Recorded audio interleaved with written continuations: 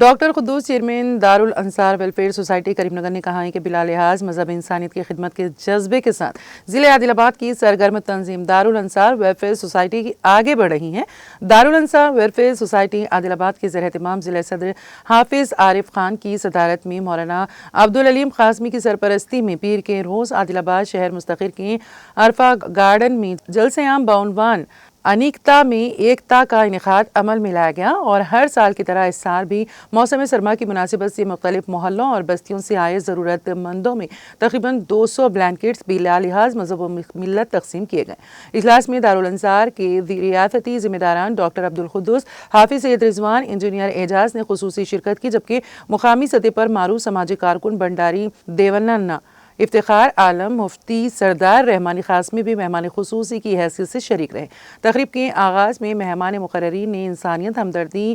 غم خواری، انسانی حقوق، بھائی چارہ، بین مذاہب، احترام اور معاشرتی ہم آہنگی جیسے اہم موضوعات پر خطاب کیا۔